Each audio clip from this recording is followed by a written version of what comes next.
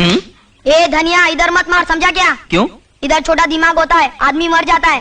Well, छोटे दिमाग का तो नहीं पता, बट एक चीज बिल्कुल स्पष्ट है कि एक ह्यूमन बॉडी बहुत ही नाजुक होती है। किसी भी इंपॉर्टेंट ऑर्गन पे लगी छोटी सी चोट भी आपकी जान तक ले सकती है, स्पेसिफिकली अगर हम हमारे ब्रेन की बात करें तो। बट क्या हो अगर मैं आपको एक ऐसा केस बताऊं जिसे न्यूरोसाइंस और साइकोलॉजी में आज तक सबसे इंटरेस्टिंग केस माना जाता है, जहां एक इंसान के जबड़े से होते हुए एक कंस्ट्रक्शन रॉड उसके दिमाग के आर पार हो जाता है और उसके बावजूद भी वो इंसान जिंदा बच जाता है। सुन के अजीब लगाना, बट ये बिल्कुल सच है।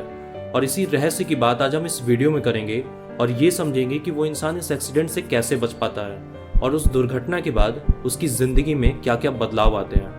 So ladies and gentlemen, brace yourself because today we are going to talk about Phineas Gage, the guy who confused neuroscience. So इस कहानी की शुरुआत एक 25 ईयर ओल्ड मैन से होती है जिसका नाम फिनियस गेज था। गेज एक मेहनती, हैंडसम और एक मजाकिया किस्म का इंसान था जिसका एविडेंस आपको स्टोरी में आगे देखने को मिलेगा। गेज अपने 20s से ही रेल कंस्ट्रक्शन का एक मेंबर था और जल्द ही उसे ब्लास्टिंग मैन बना दिया गया, यानी कि वो इंसान जो किसी कंस्ट्रक्शन साइट पर बॉम्ब लगाकर उसे ब्लास्ट किया करते हैं। बट ये काम उतना भी आसान नहीं है जितना आपको सुनने में लग रहा है। पहले वर्कर को जमीन में एक गड्ढा खोदना पड़ता है और फिर कॉशियसली उसमें एक बॉम्ब प्लेस करके उसे ऊपर से रॉक से ढक देना होता है, ये मेक श्योर करते हुए कि किसी भी तरह की चिंगारी या हीट से बॉम्ब एक्टिवेट ना हो जाए। बट 13 सितंबर 1848 के दिन फिनियस की किस्मत कुछ खास अच्छी थी नहीं। अब आप इसे फिनियस की लापरवाही कहें या उसकी किस्मत, बट उस दिन जब फिनियस डायनामाइट को प्लेस करके उसके ऊपर रॉक डाल रहा था, तब वो अपना ध्यान नीचे के रॉक्स पर से हटाकर अपने राइट में खड़े वर्कर्स पर देने लगा।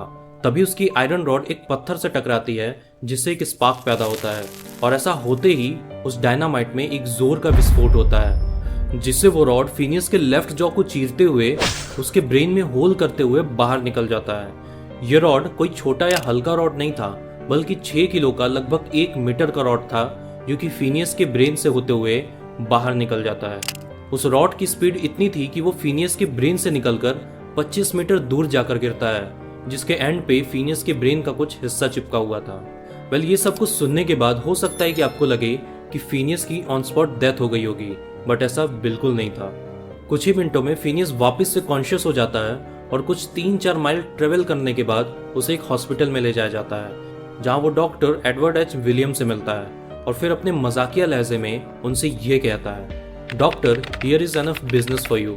ध्यान में रखिएगा, ये वही इंसान है जिसके ब्रेन से रॉड आर पार हो गई थी।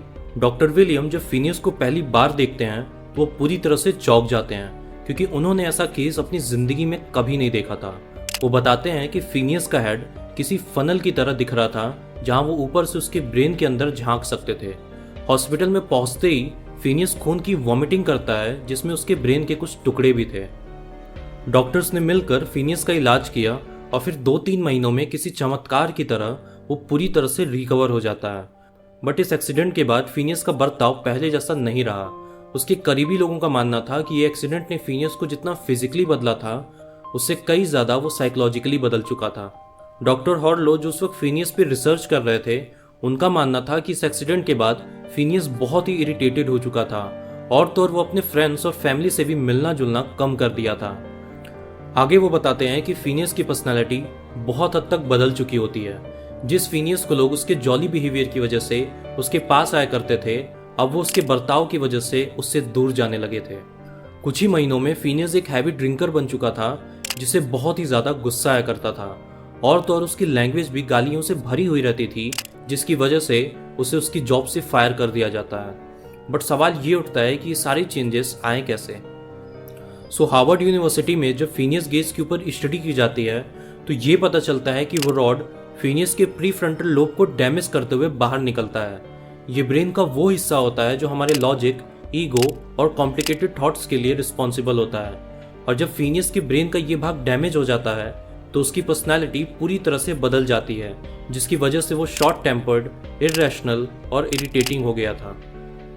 फिनियस अपनी जिंदगी की नई शुरुआत के लिए चिले शहर में शिफ्ट हो जाता है, जहां वो हॉर्स कोचेस चलाया करता था, जो कि एक बहुत ही मुश्किल टास्क है उस इंसान के लिए जिसका प्री फ्रंटल लोब डैमेज हो चुका हो।